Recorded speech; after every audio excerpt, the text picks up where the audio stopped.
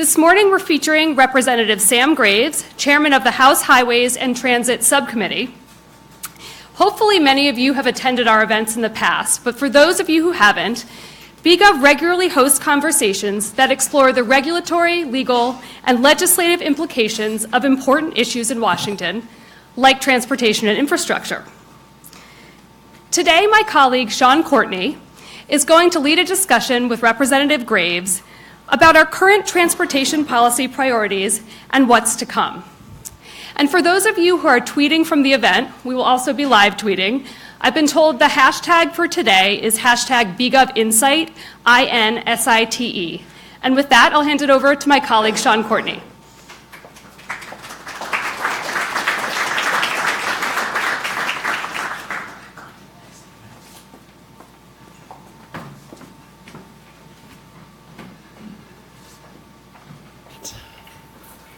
Thanks, Ariel, and thank you for joining us, Congressman. Absolutely.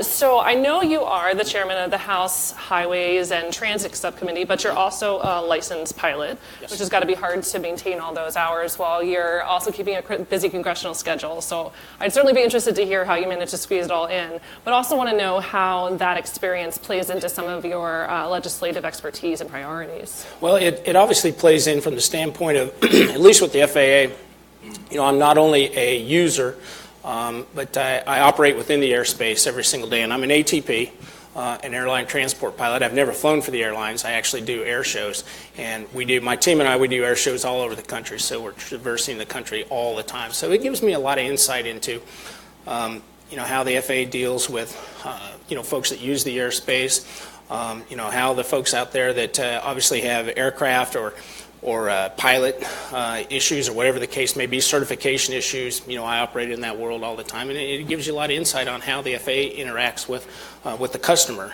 with the user. And then in terms of squeezing in the hours, how many hours do you need to maintain? I'm actually not familiar. Well, everybody has a different opinion of that. I fly a lot. I get anywhere between 200 and 400 hours a year, so I'm doing a lot of flying. A lot of that is cross-country work in airshow airplanes, which I specialize in World War II fighters, bombers, and so I do that. And it takes a lot of time to get from one end of the country to the other, so it helps when it comes to hours. But I do a lot of flying. Okay. Well, also, you mentioned FAA, and we're looking at possibly having a bill come up maybe next week. There's several other items of importance that the committee is going to take on this year. There's the WRDA bill, the Water Resources Development Act, and possibly some sort of infrastructure proposal. But we're also looking at a changeover in leadership after the election. Chairman Bill Schuster is going to be retiring, and you've made it clear that you're interested in potentially taking on the chairmanship. So I'd be interested to hear what you think you'd bring to that role.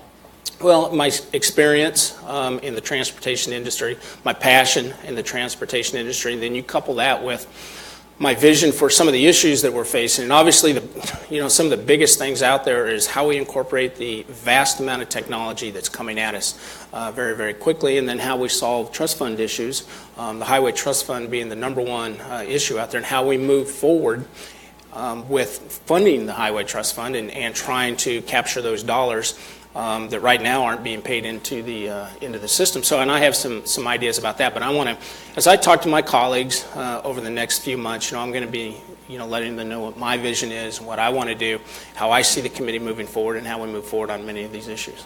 Okay. And then there's also some uncertainty about what the political spectrum is going to be after the election. What's your relationship like with current ranking member Peter DeFazio? How do you guys work together?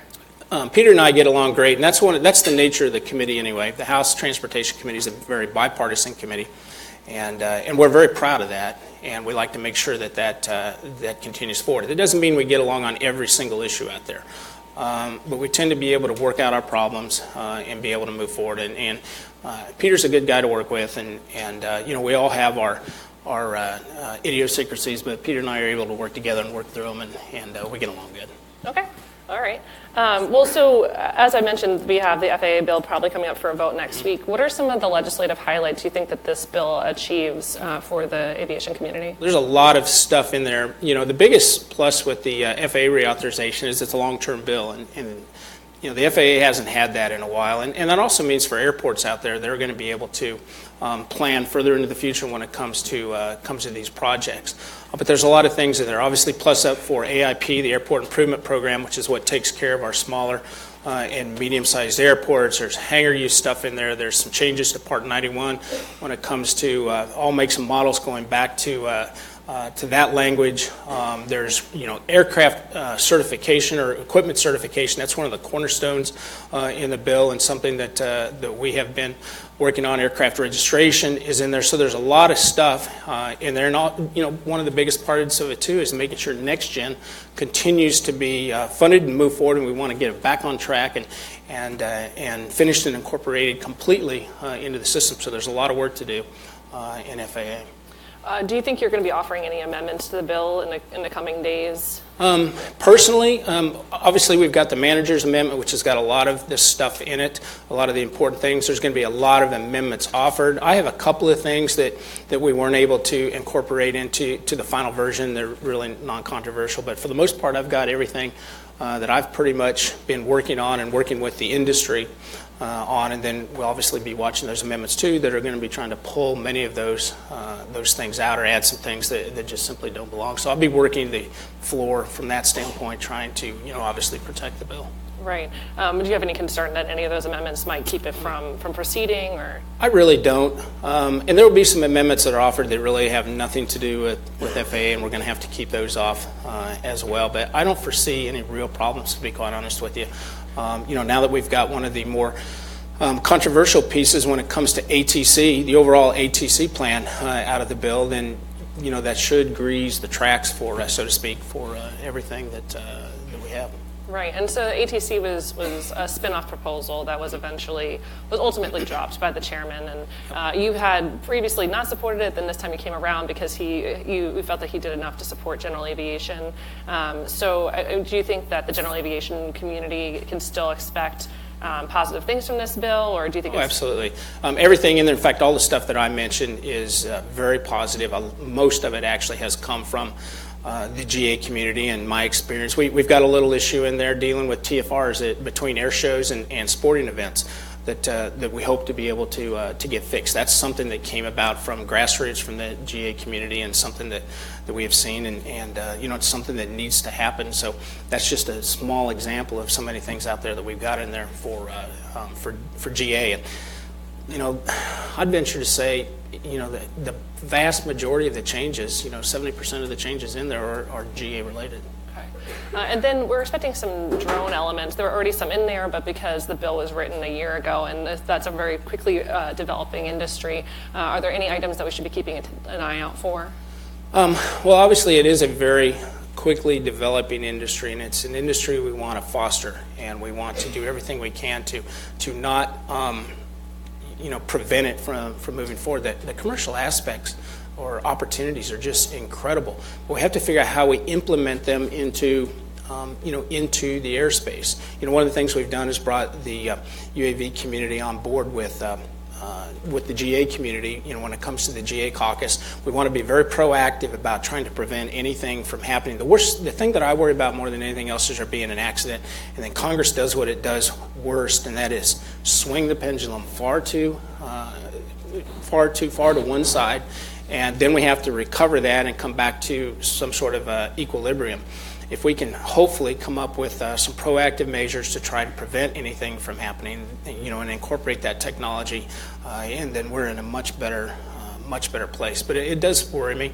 We've got some stuff in there to allow the FAA to continue to do their work when it comes to regulating UAVs. It's going to be hard to regulate it overall to try to catch some of the violators out there, but regardless, we're hoping to find some things in there to at least prevent some of those accidents.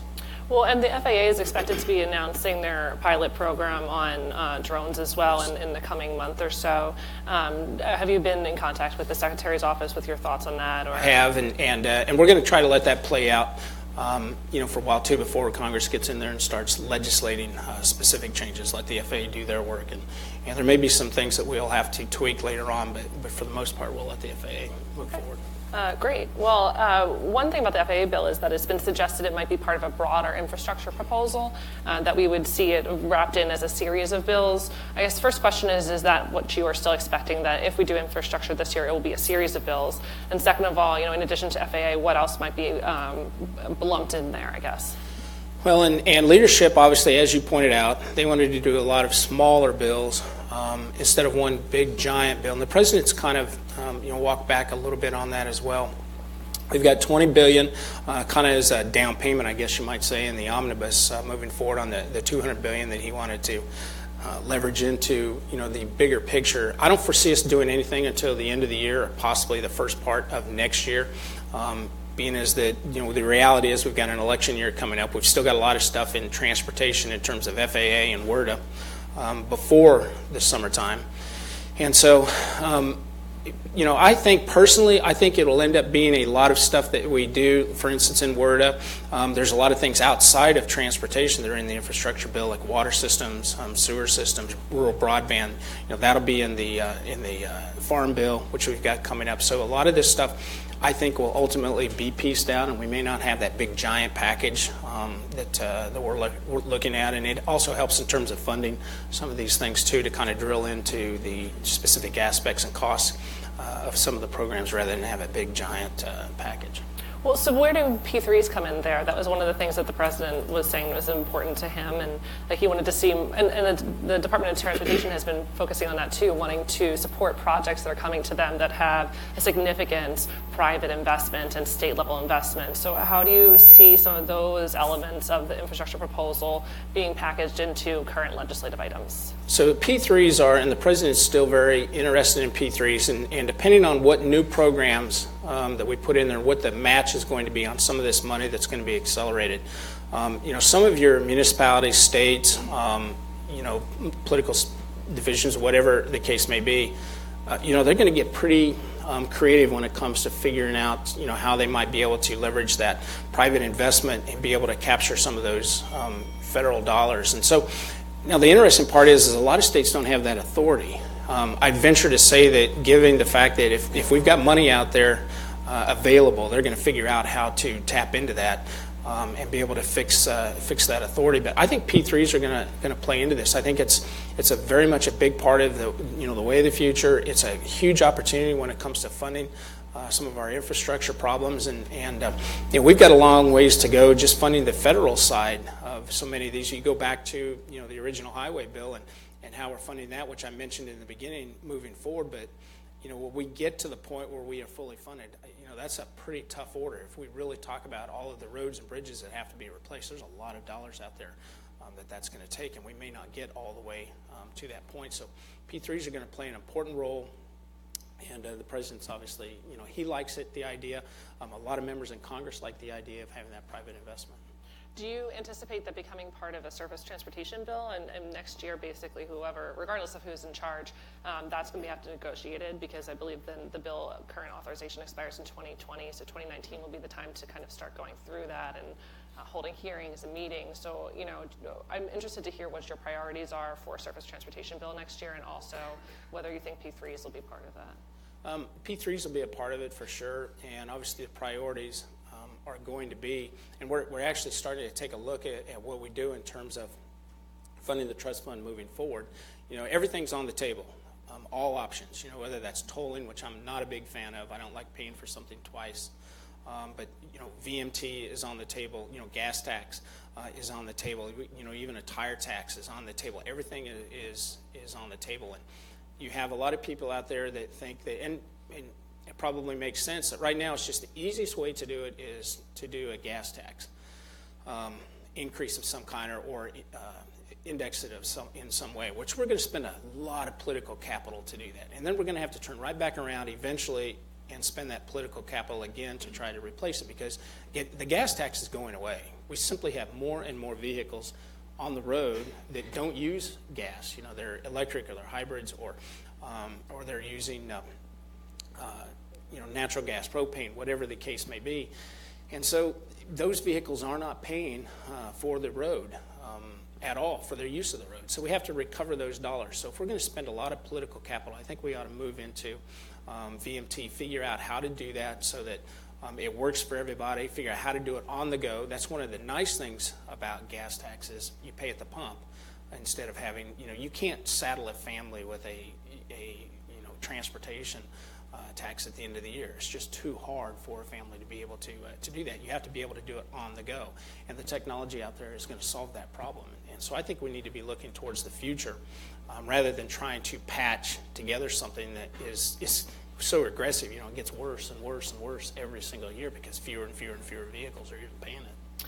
Well, part of the problem, though, is that the VMT and the technology behind it isn't totally there yet. There are some people who think it won't be available for another 10 years or so, and so what do we do in between them? We have a deficit or an expected loss of revenue for the Highway Trust Fund.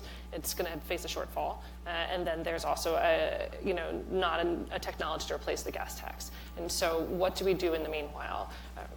Well, you can do it, simple math, which basically says, and you pick whatever that figure is in gallons per mile, how many miles you drove, and it can be figured right there at the pump, whatever that figure may be. So, you purchased X amount of gallons of gas, and, you figure out how many miles that is you're going to pay for. That's the easy answer for some of the older vehicles. Newer vehicles, it's easy for that vehicle to talk to the pump, and it tells the pump how many miles from the last from your last fill up, and you can apply that to any other source of fuel that you use. So I don't foresee it as really being a problem. And I don't think it's 10 years away either. I think it's going to happen very, very quickly. Now in the commercial sector, it's very easy. They already know what their miles are. Because they are, every company out there tracks exactly where their trucks are and exactly how many miles. So the commercial sector will be the easy part. The private sector will be a little bit harder. You have a lot of worry out there about, the government tracking you or whatever, but that doesn't have to be the case whatsoever. It doesn't have to be the case, and that's not what my intention is in any way, shape, or form. Now, what's interesting about that is the younger generation, they don't care. They're already tracking all their friends anyway on their cell phone. But regardless, that's not where we're going with this. This is going to be a much simpler way of doing it. This isn't about tracking anybody. So you anticipate VMT potentially being a solution to the gas tax in the short term, and not having to either come up with other funds or make cuts to the program? Well, that's what my vision is. But again, everything is on the table, and we'll let the will of the House and the will of the committee make that determination on which direction we go. And there will be every opportunity and every proposal out there, which will be debated, and I believe in that full and fair debate on how we move forward. But we have to do something. The Highway Trust Fund goes broke in 3 years, and so we have to do something because we have to maintain that infrastructure. That's one thing the government should do and should do well, is infrastructure and maintaining that. And the biggest part of that infrastructure network is within the transportation sector. Okay. So an issue that's relevant for your committee, although you haven't done any legislation on it, is AV technology, because technically that falls under energy and commerce. But then there's questions about what happens when we want to do some sort of automated or AV buses. And so when it comes to transit, do you anticipate taking any kind of leadership role on doing automated buses or transit or something along those lines? Yeah, and there's a couple of different aspects of that. And how automated we get, it's going to be a while before we have total automation, because there's still a lot of kinks to work out in the process. But that technology is moving rapidly and it is moving quickly. And it's just like the UAV argument. We have to make sure that we incorporate those vehicles into the system in a very safe way. And then there's also the questions, reliability. If you have a problem, if an automated vehicle hits you and causes damage, who's responsible? Is it the programmer? Is it the owner of the vehicle? Which gets back to the old case of vicarious liability, which we eliminated back in 2005. So you have some issues out there that we're going to have to work on. What's more, we also have to think about construction in the future and what we need to be incorporated into that construction to anticipate automated vehicles. What needs to be embedded in the pavement, what needs to be done at stop signs or intersections or marking signage, that's going to have to be more uniform across the country. And then we have to determine what are we going to do with those roads. For instance, my district is completely made up of gravel roads and dirt roads, which aren't even on, any GPS map, and would be very hard for any sort of an automated vehicle to navigate. So obviously went way beyond your question, but there's a lot of things out there that still have to be answered and a lot of questions. And again, we want to anticipate these things and hopefully incorporate in a good answer so that we don't have a problem that then we ultimately allow Congress to go too far, and then stifle the growth in the industry. Well, one thing I know that's specific to the transit element of doing this is that there's a Mass Transit Employee Protection Act, and that plays in, and you would have to basically have a totally new bus line. You couldn't replace a human driver on a bus line with an AV. Do you see that bubbling up in the next couple of years, becoming an issue that Congress needs to address? Or? I do, and the truth of the matter is, and it goes back to that technology. It's hard to imagine, you just take a bus and how a bus operates. It's hard to imagine a bus being able to anticipate, well, there's no, riders at this stop, or, there's, people need to get off at this stop, or how many, or, how long do you wait for, the person that's running down the side banging on the bus, or stop. There's a lot of technology out there that, it's hard to imagine it replacing that human element. Within that bus, or when a bus has the thing that we worry about too is if there's a mechanical problem, how that bus is going to handle that issue or that emergency, blown tire on the front side, for something like that. So it's going to be a while before we get to that point, and technology, may catch up, and I believe probably will, but it's going to be a little while before we get there. So there may be, if you're talking about a 5-year, highway bill, there may be some language in there that prevents any sort of that technology taking over that human element, but it's not that far away. Yeah. On infrastructure, you were talking a little bit about what kind of sensors need to be in the pavements, and there are some people who are working on this, and some of the test tracks and facilities just got funding through the omnibus. Do you think that DOT has the resources that it needs to be able to decide what needs to happen there? There's a lot of testing going on. I've visited a couple of test tracks and some fascinating technology that is mind-blowing that's out there. And I think the DOTs, they're going to get a lot of that input from the private sector. But we'll be taking a look at, if they've got enough of their resources that they need to be able to make good decisions, right decisions, when it comes to that technology. But there's a lot of information out there already that is just being poured into the DOT from the private sector. But there's some neat stuff at many of the test tracks. Is there anything else that you think we should be looking forward to on a legislative front? We mentioned FAA, WRDA, any other even smaller elements that we should be keeping an eye out for between now and, I guess, the election? Well, again, it's an election year, yeah. And that changes everything. And hopefully, I hope that we see all of these things done, whether that's WRDA, FAA, getting started on that infrastructure package. Hopefully the Senate will be able to, to move our language as well. The House will be, I don't think there's going to be much trouble, as I've mentioned, within the House of Representatives moving forward. But those are the, two of the biggest things is going to be WRDA and FAA, and they're fairly non-controversial. That hasn't always been that way necessarily in the past when it comes to WRDA, but we've been able to smooth over and work through a lot of those problems. So, I don't foresee us, having too much roadblock when it comes to those and getting them done for the year. In the House, as you mentioned. So then there's the issue of the FAA bill in the Senate, and as we know, there's a tax title to it, and I just wrote something on this yesterday about how we might see some things tacked onto there because it's one of the last trains out of the station. Transportation's great because there's so many good puns you can have. Do you have any concerns about the bill getting stopped up in the Senate and not getting something through and having to do another extension? Hopefully I don't. Obviously Senator Schumer has indicated that, he would like to see it pushed until next year, but, there's no reason to do that with the fact that it is non-controversial. And Senator Schumer is going to end up getting what he wants, and, not everybody agrees with that. But I think there's no reason why we shouldn't go ahead and move it, and the Senate shouldn't move it. If they want to play politics with something like that, here we are in April, does that eliminate every other year for, is that going to be the new precedent? We just eliminate every other legislative year? because it's an election year. That's ridiculous. That's not what the public wants. That's not what people want. That's not what they elected us to do. And so we need to get on with it, and particularly things that just simply aren't that controversial at this point. So, hopefully we're going to see it move in the Senate and move very quickly. Okay. I think we can probably open it up for questions. I'm not sure where the microphones are for that. Okay. We've stifled everybody. Yeah. It looks like we have a question back there, sure. Thank you, Congressman. Just wondering, do you think a useful way to save money for the Highway Trust Fund would be to eliminate some of the Buy America regulations that make highway projects more expensive?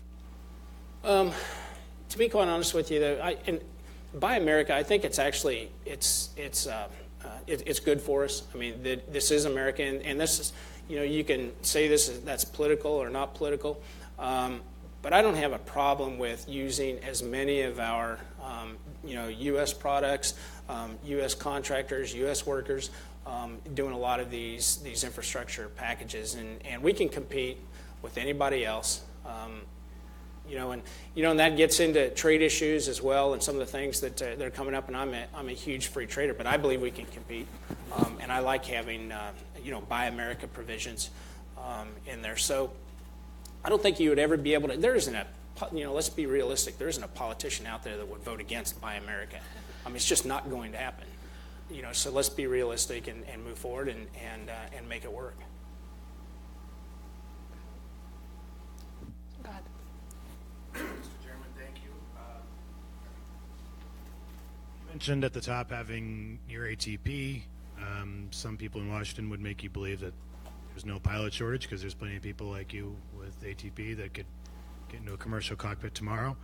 Obviously, this FAA bill doesn't do anything to address what others say there is a very significant pilot shortage.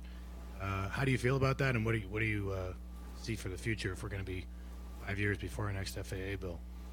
Pilot shortages are, it's a fact. We have a serious pilot shortage out there, and there's several reasons for that. One, it's very expensive to get to the point of being an ATP, which you have to be an ATP pilot. There's now 4 levels. You've got the sport pilot, then you've got private pilot, then you've got commercial pilot, and then you've got ATP, which is airline transport pilot. To get there, it's very, very, very expensive. Once you get a young person that's even interested in going into an aviation field, or at least being a pilot, well, then you couple on top of that, and the 1,500-hour rule is a big problem right now, and it prevents good right-seaters from getting in the cockpit. And I've always said, and the reason that came about was as a result of the crash in Buffalo, and my heart goes out to the families that lost the individuals out there. But the truth of the matter is, it isn't about how many hours a pilot has. It's about the pilot himself or herself. It's about the individual in the cockpit and how they handle an emergency. And I've always said, there are pilots out there with 300 hours. I'll get in a cockpit anytime. And there are pilots out there with 20,000 hours I'll never fly with because they just simply aren't. They don't have the mental capacity when it comes to handling an emergency. We're putting pilots in combat with 300 hours. Now, you think about that for just a minute. But yet we're saying you can't sit in the right seat with 1,500 hours. So what happens? You have a young person that goes to school, works the way all up through their ratings, gets all the way to ATP. They still don't have enough hours to get an airline job, so they're paying for that. And what do? They go out and they rent a Cessna 150, and they just go around doing circles in the sky, or they're teaching students, in many cases foreign students, which is a very poor way of doing it. And so all they're doing is sitting there trying to gain 1,500 hours.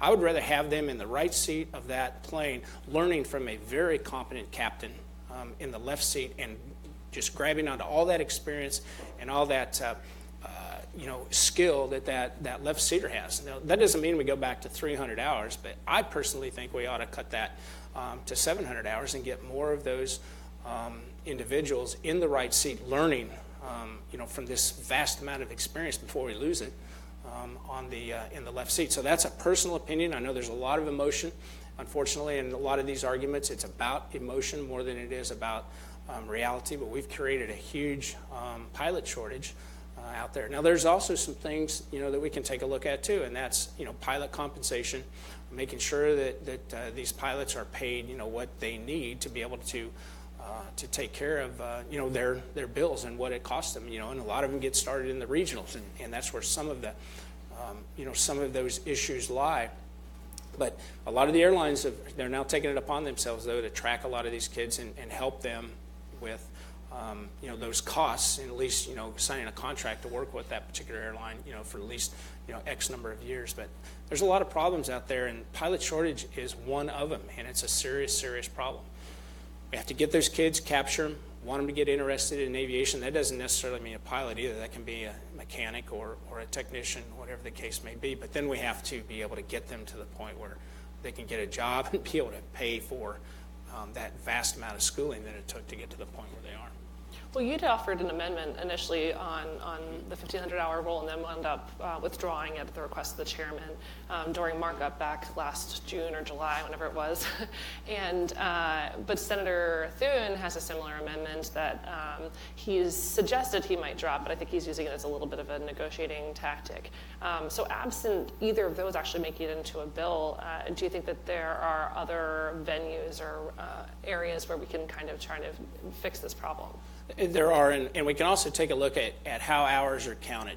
How many simulator hours you can use towards that if it continues to stay 1,500, how many hours combat experience, accounts for. Can it be adjusted as a result of the type of hours that an individual has? Some areas out there, you take individuals that are flying in very highly skilled things, for instance, firefighting, aerial firefighting. You'd want to talk about some skill it takes to, and that's just one small aspect. Should that be counted a little bit different in terms of, building yourself to that point of being able to climb into the right seat? So there's a lot of issues out there. But again, the problem, it's becoming an emotional argument, and so many of those families see the pilot hours as the issue. That is not the issue. It's the individual and the training that they receive and how they handle an emergency. If you fail a check ride, that's an issue. You fail multiple check rides, that's an even bigger issue. We ought to be looking at what was really the root cause of the problem and not how many hours an individual has. And it goes back to, again, I know people out there with 300 hours that are some of the most capable individuals I've ever met in terms of piloting an aircraft. And then there are people out there with 20,000 hours that, I'll never get in a cockpit with them. Does DOT have the leeway to make some of those changes to reinterpret what kind of training can count? I know there's been some sort of conversation about that. There's a pilot program currently underway to try and get some veterans trained to do this. There is, and we're trying to figure out how we can again maybe interpret the type of hours or the quality of the hours differently in different scenarios, and they're taking a look at that, how much latitude they have. It's hard to tell. Right. It's fairly straightforward the way the language is now. But the unfortunate part is when you get into an airline, you don't know who's in the front seat. Who's in the left seat and who's in the right seat. You have no idea. Personally, I would like to have a good stick and rudder individual that's up there. And this actually goes back to training. I'm talking just basic pilot training. We no longer teach stalls. The first indication of a stall is it's what's taught now. But if you develop that into a stall in an aircraft, you can fail a check ride. And I'm talking primary training.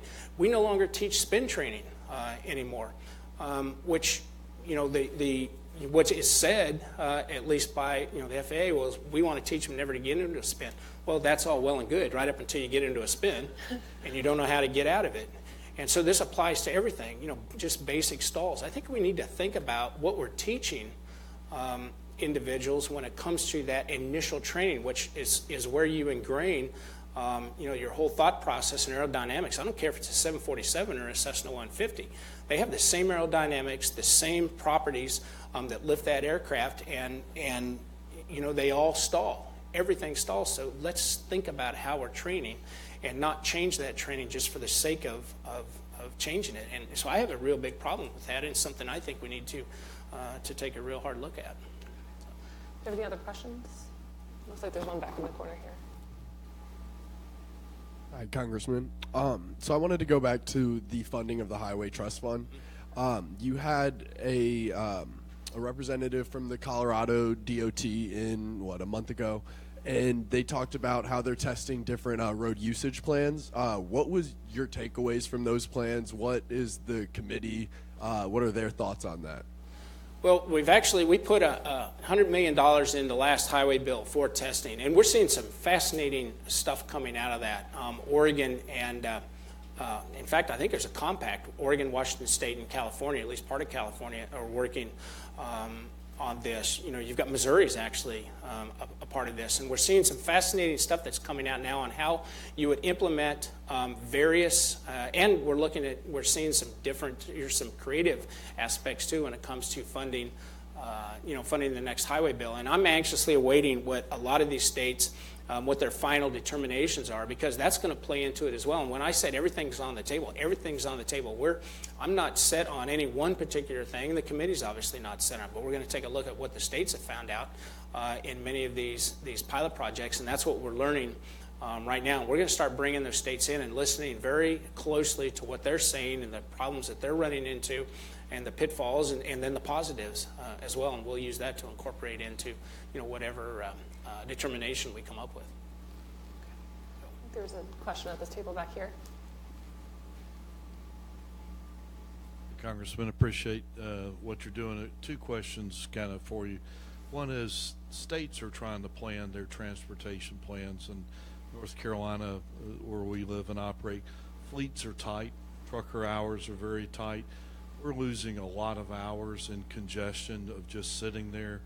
And though many things are being planned, Tiger grants are hard to execute with short-term funding. So is there not a way to change the regulations so that highways can be built faster once they're on the map, that between the right-of-way, all the environmental rules, that you've already studied the environmental, you know it, you don't have to go back through that each and every time, so we can start streamlining some of this.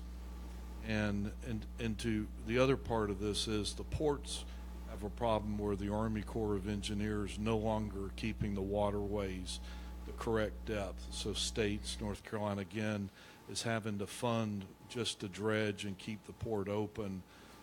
How do you see untangling this?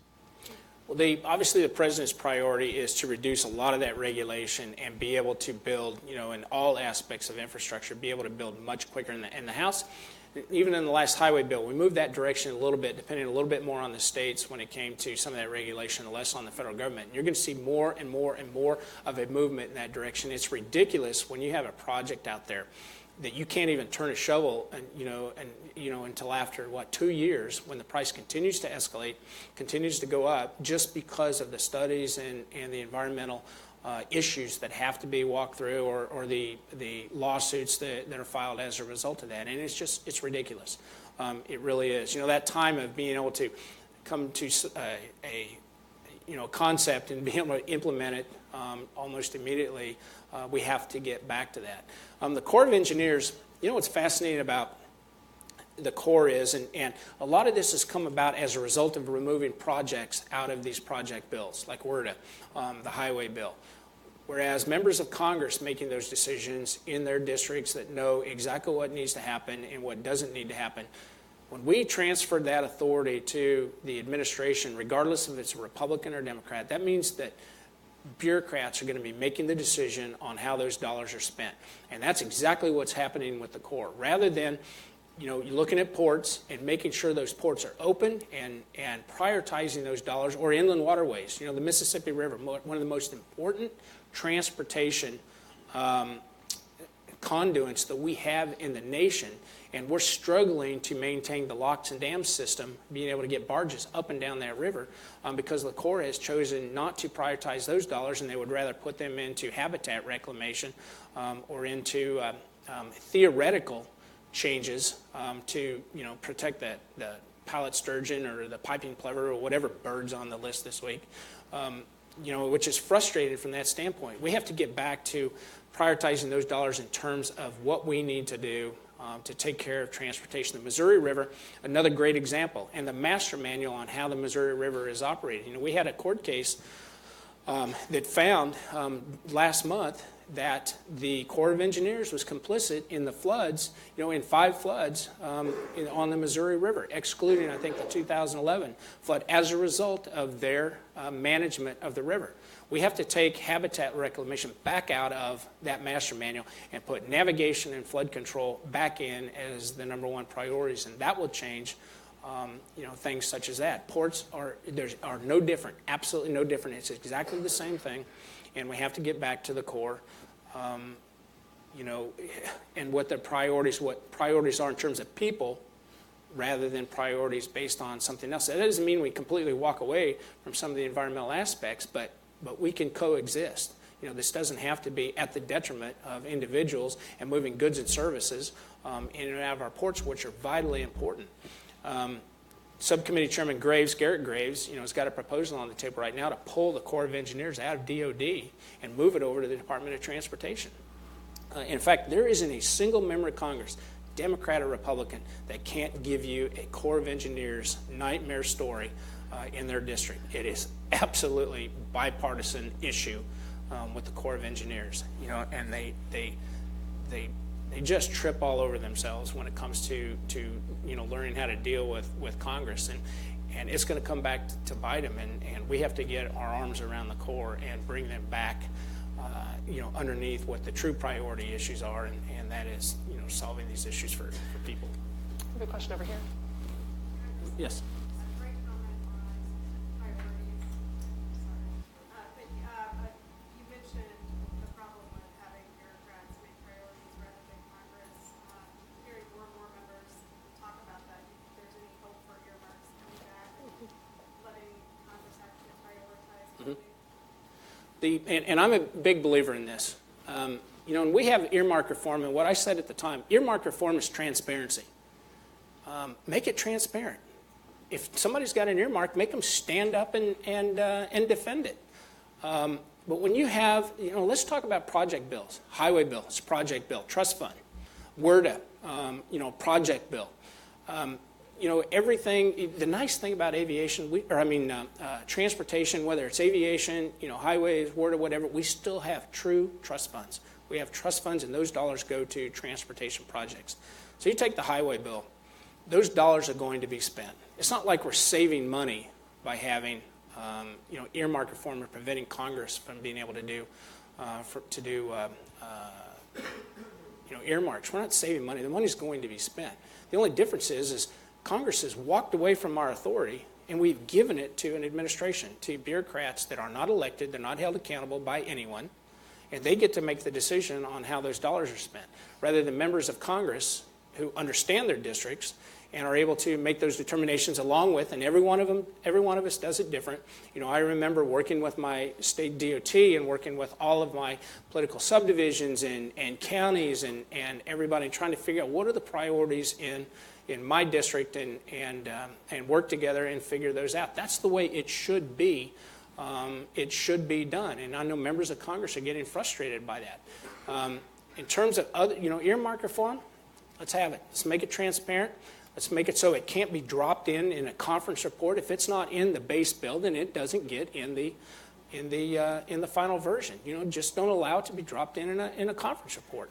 That's old school legislating. If it's in the Senate version or the House version, then it's fair game. If it's not in either one of them, then it's out. It's completely out. And so let's talk about that when it comes to earmark reform and get those transportation projects back into the individuals that know their districts better than anyone else. So I'm a huge believer in that. I'm a huge proponent of that, and so I think we need to get back to it. Okay. Well, do you have any closing thoughts? This has been a really interesting, insightful conversation, and I'd love to hear what you're looking forward to in the next year or so.